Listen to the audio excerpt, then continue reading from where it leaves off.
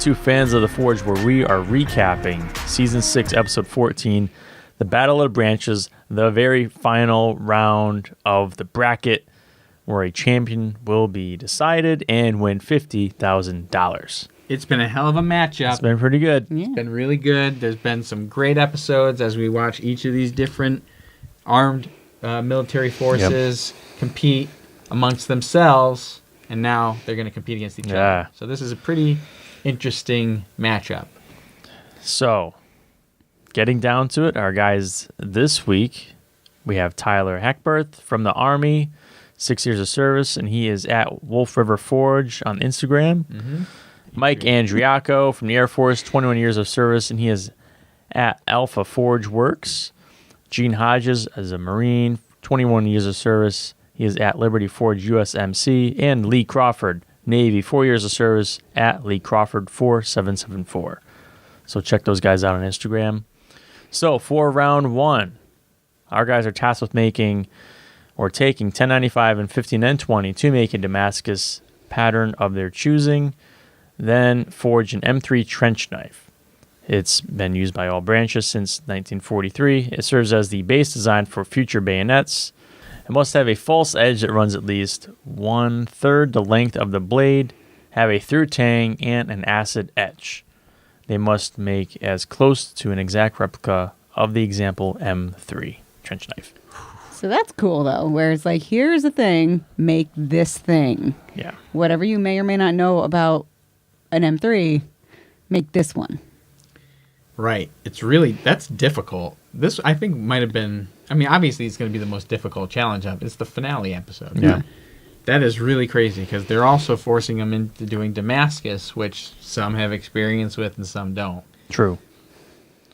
So for Tyler, he starts with cleaning his steel, makes a 40-layer billet, and is first to quench and holds it in the air in the oil for longer than we usually see. Yeah, why did we comment about that? He was just holding it in, and usually He likes to let it cool down a bit in the oil. Yeah. A little bit more than before most guys pull it out and check it for warping, I suppose. Yeah. Right. For Mike, he's comfortable making Damascus and was making more layers because the other guys are. And the second set of welds did not take, and he does not start over. So the Damascus that they had to make, I think, was at minimum 12. And so Tyler at least is like immediately, okay, I'm going to do more than that. And so Mike's like, well, if they're doing more than that, I should do more than that. Yeah. They say, bring it. Final round. Well, could bite you. Oh, yeah, it's true. So Gene, he was stoking his steel in acetone to clean it, and was aiming for a 72 or 140 layer billet. It's lofty. The first forge weld didn't take, and he started again using his cup, his little drinky cup, to soak more steel. Then used the oxyacetylene torch to quench his blade, as he did on his previous show. Yeah, he likes doing the edge quench. Yeah. With the acetone, is that a thing that they've done before, and we just didn't really know that that's how they clean it? I think I've seen that on one or two episodes before, but yeah, usually they don't show guys cleaning him at all. If anything, they might take it to the grinder. Grinder, but not usually. And it seems like a pretty easy when you have to clean a lot of a lot of pieces. That seems easier than going to the grinder. Right. Yeah, I agree with that. And moving on to Lee, he was soaking his steel in acetone as well. Him and Gene had a bucket together with acetone in it. He has never made Damascus or seen an M3 trench knife until this episode. Decided to make a raindrop Damascus instead of folding steel and doing a multi-layer. Which I thought was brilliant. Smart, yeah. You have a lot less chance of delaminations when you're trying to get that. He said he wasn't going to risk having forge welds not take, and falling apart. Right. And he was getting a little crazy with Big Blue, and the billet went flying across the forge toward Tyler. Holy cow! It flew like a propeller. It was just like it was wild. It was the way that it was curved and the way that Blue caught it. It just caught it at the right angle to just fling it. It was really something. He was being very diligent to measure the example knife and meet the parameters. And with minutes left, he found a D-lamb at the tip of his blade, like along the spine. Yeah, yeah. And so we weren't sure how far that went. So moving on to judging. For Tyler, they said it was beautiful work, great Damascus pattern. He had the wrong kind of tip. It was more of a drop point instead of the spear point. For Mike, it was more of a dagger shape, but really solid looking.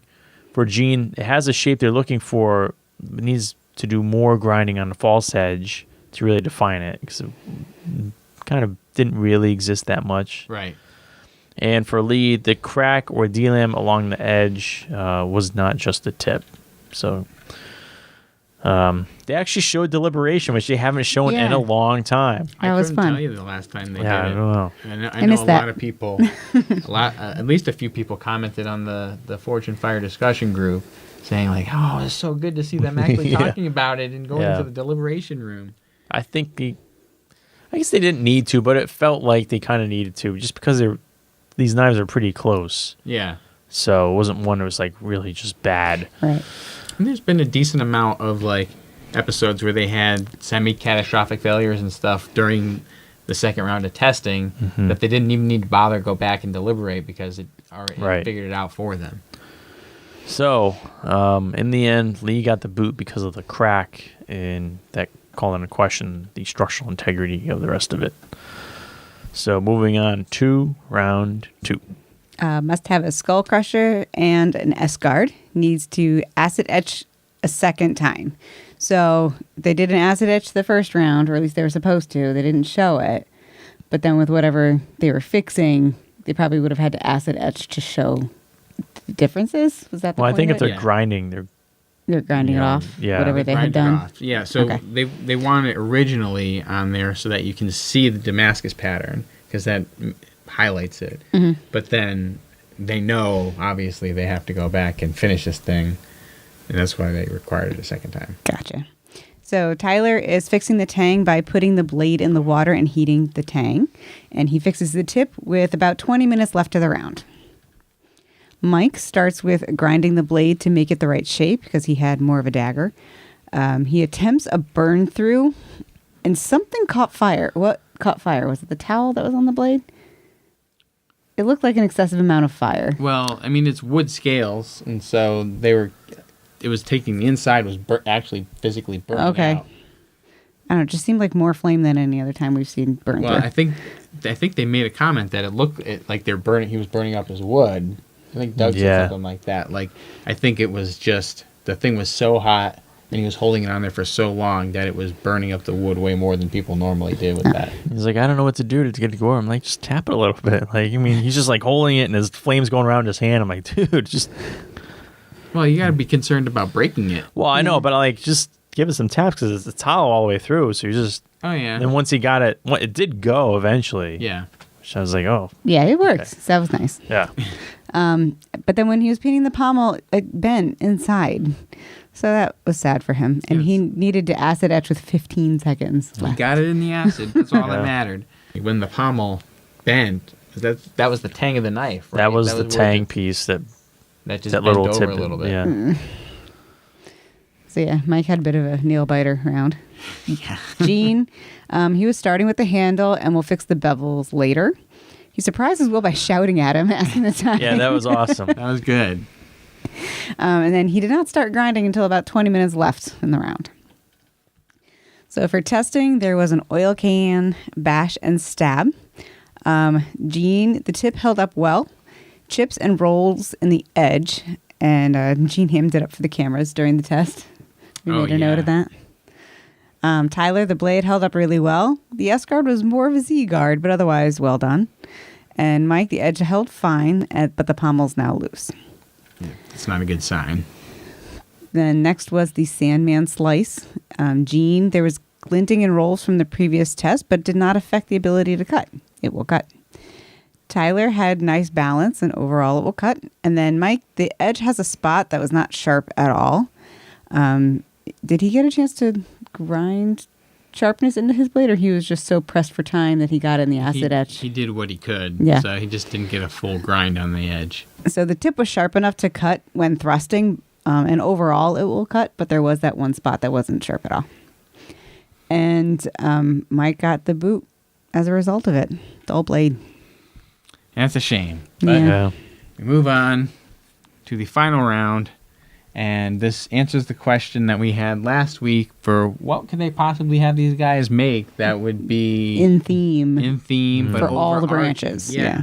So they decided they were going to have them make General George Washington's linehead Cuttoe, and it was only one of 2 swords worn by General George Washington during the Revolutionary War. He was proud that it was made in America and it had been custom forged for him by a bladesmith in Philadelphia. That history is pretty awesome. I had no idea. Yeah. I mean, you always see the pictures of George Washington with the sword and other guys with their swords. You don't think about the fact that there had to have been bladesmiths making them at the time. True. So that's pretty cool. Yeah. Pretty And- cool history right there. Then the fun fact of the sword in the one picture isn't actually the right sword. It should have been this one. Yeah, that's pretty neat. And so, anyway, this particular sword was designed for rapid cuts and brutal thrusts. They had to have their blade be between 28 and 30 inches long, with an upswept rear quillion, a downswept front quillion, and a line head pommel. And they, again, had 4 days to complete What this. do you know? So we go to their home forges, and Tyler, for day 1, he's just making his billet. He's doing a Damascus billet, again, with 1084 and 15N20. He did the same combination for his last final round weapon, and that did pretty well for him. And, you know, he's experienced with making it, so it looks awesome when you see the Damascus billet that he's working with. For day 2, he planned to quench his blade, and he came up with a new solution for the issues he was having in the previous episode that he was on, where he was having trouble getting his blade heated all the way uniformly. So he put this square tube inside the forge to kind of almost work as like an induction oven. So the heat hits that part, and then just only the heat is going through there, and it's not the full flame. It's kind of being spread through the metal. And so that was a neat idea, and it worked pretty well for him. He was able to quench that thing without any real major issues. Then for day 3, they didn't show anything, and on day 4, he basically said, I've never carved anything before, but I'm going to have to carve something, so I might as well try it out. And he shaped a lion's head on the It grinder. came out pretty nice. The rotary tool. Yeah. It looked awesome. Yeah. It was really nice. And then for Gene, on day 1, you see him back at his shop with the crazy-ass 5-burner forge. Yeah. And he talks immediately about using the log wap method, which was Hell yeah. a nice name for that, the log wap method. And it just so happened the piece that he used to bend his blade last time was still there. And so he didn't have to cut it this time. Nope. He just had it ready to go. It was the same parameter, right? Yeah, it was the same parameter for how much that had to be bent. So that was easy. Like, he had no issue shaping that blade. I want to try that out. We can do that. Yeah. We can try that. And so on day That'll be all we ever make, though. Things that have a 3/4 Well, inch if we're going to curve. have it, like, just keep using it. Oh, yeah. Just every knife and sword we make has Right. a little bit of a curve Yeah. to it.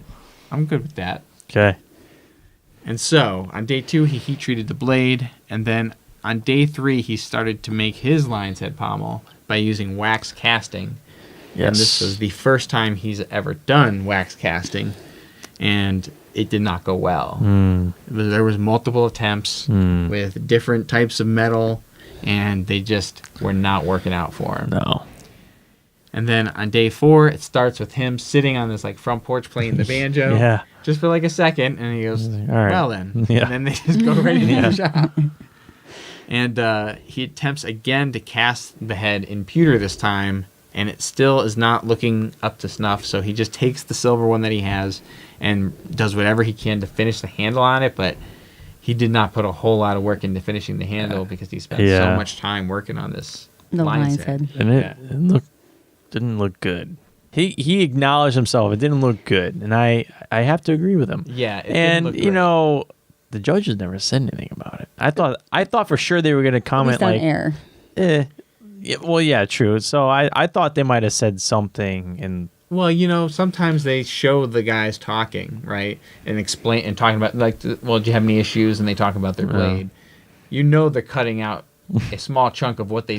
These guys are going into detail. I bet when they're explaining what happened. So if he's going into detail and explaining it to them. And identifying how he's probably not. Perhaps. Yeah, I know it doesn't look good here because of this, but I'm sure that's going on. Yeah. So anyway, yeah. Let's move on to testing. We move on to testing. It starts with our keel test. Is a pig carcass assault, and for Tyler, Doug asks Tyler if he's ready to go. And then Tyler goes and grabs Gene's flask and takes a swig, and he goes, "Yeah, go for it." They planned that. Oh, yeah, they had to have. But what if they didn't? And then Gene took it in stride. Oh, yeah. Well, they didn't stop Gene later on from doing the same thing for a different test. Yeah. Precedent has been set that apparently you can bring flasks. Yeah, the guys just laughed. The judge just laughed. So I guess that's something to keep in mind, future contestants. Hey, bring some booze. So, Doug says the handle construction for Tyler's is just right and the edge is sharp. It will keel. And for Gene, the chain on his handle broke and it was hanging off. And it was a very heavy blade. The cylindrical round handle that he had with the weight of it was causing it to rotate in Doug's hand, but it still will keel.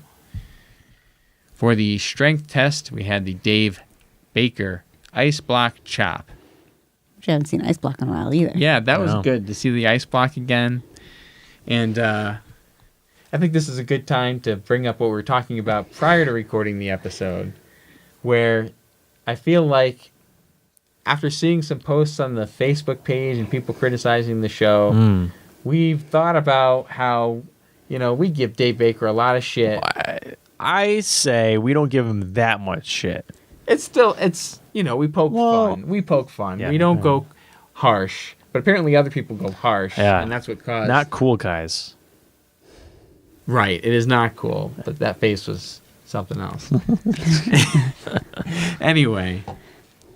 somebody pointed out, I think it was Derek Melton, that Dave Baker is making all of these weapons, the final weapons and stuff, within a week, before these guys are coming in, or before they show him the weapon and everything. So he's putting in work, and he's getting these things put together in a really short amount of time. Yeah. I'd forgotten that fact, and I was thinking one of them during this tournament, it looked so much like it came from a museum that I thought it had. Yeah, so he does impressive work, and we should give him a little more credit for that. I don't know if I'd want to buy a phone case still. He has nothing to do with that. He doesn't. I know. I was thinking about that too. Like, as much grief as we give about this phone case, I don't think he requested that his face be put on a phone case. That's a good point. So that's a good point. Shameless marketing. Anyway, we move on. So Dave Baker swinging that sword at the ice block, and for Tyler, his chain fell off, but there was no edge damage, so it was okay. And for Gene, this is when he takes a swig from the flask. The blade edge is still there and sharp, but the chain fell completely off at this point, and the blade bent on the ice block. But even though it bent and the chain fell off, Dave said the biggest issue was the design of the handle. Well, he had to stop midway and rotate it again. Yeah. So, yeah, okay. We're not looking so hot, but we'll see what happens. So for the sharpness test, we have the Hessian charge, and there are dummies that would charge forward, and Doug would slash at that. This sounds like it's going to be an awesome visual test. It is it's going to be really cool. Like, these dudes coming at Doug, and he's like, bam, bam, bam. There's going to be blood everywhere. So tell us about it, Chris. I mean, you pretty much described it to a T. Hold on. It wasn't that impressive. It wasn't that impressive. It wasn't. It was a little hokey. They had these, you see these MMA dummies, right? Those are usually MMA gyms, but they've loaded them up with the blood packs that they use for movies, effects, right? So that when he goes and hits them, Right. it's cutting and, And shooting. they're blood wearing everywhere. Revolutionary period clothing. But they don't have arms or legs. It's just Right. the torso and the head. There's a shirt, there's a coat, and here you go. And they're on a on dummy. just like it seemed like someone was just like pushing a little cart, like at Yeah. Doug while that was happening. I mean, They who did knows? surprise the Hessians. Oh, you think that was the reason? For No.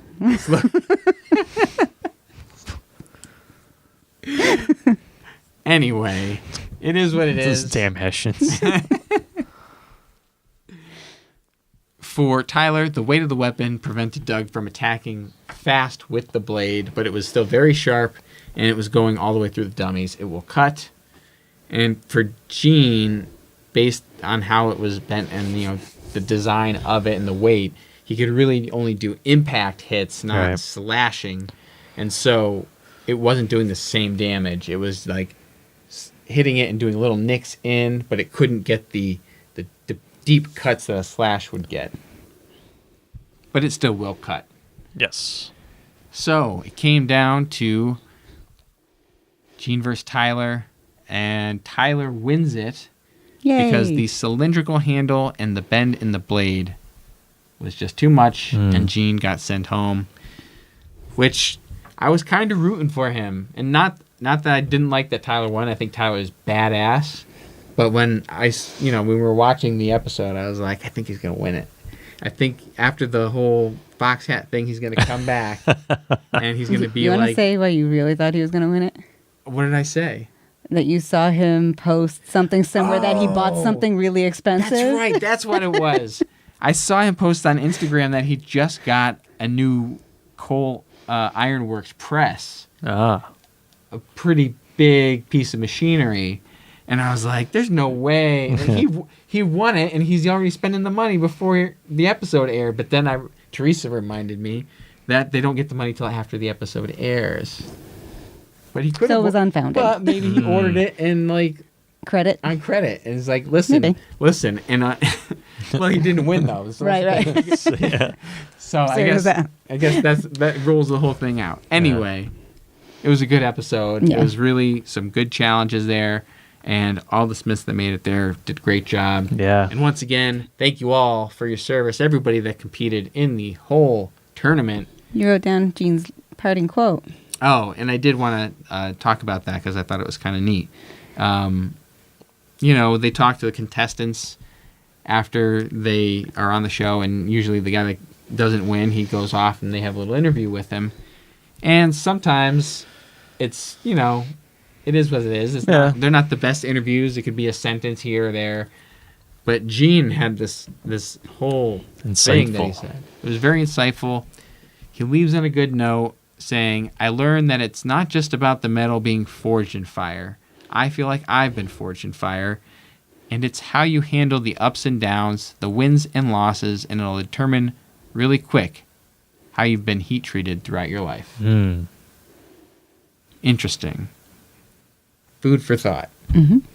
Put that on a gravestone.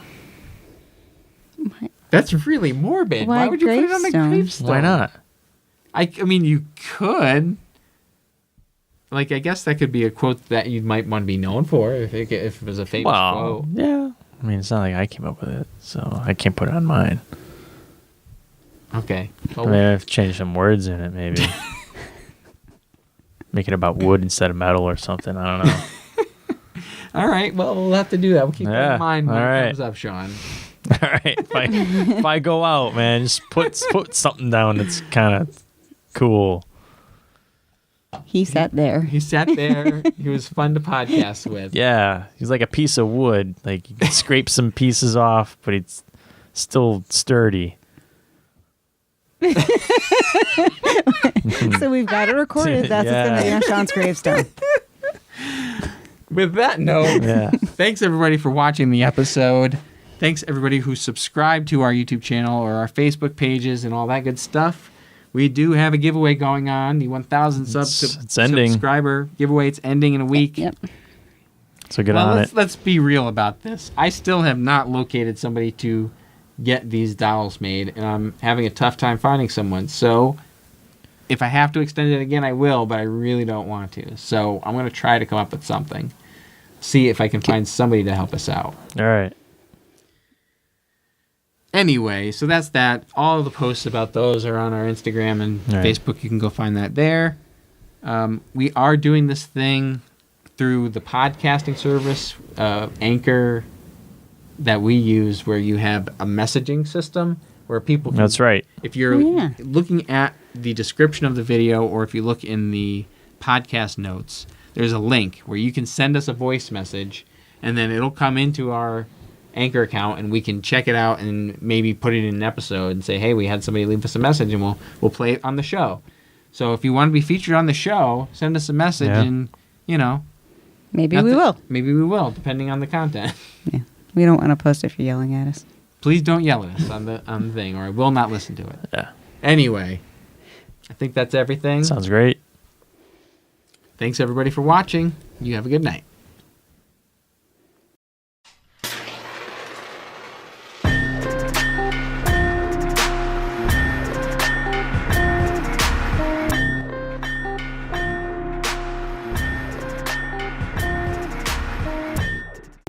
Okay. Am I sticking something? What is that? Tag. Oh, is my Velcro? Oh. All right. It's no better. You know, we give Dave Baker a lot of shit, but he does a lot of good work on that show, and he puts together all these weapons. Well, how much shit do we really give him besides It's the really phone just the case? hands. It's the hands and the phone case. Well, he just got big hands. Well, big soft hands.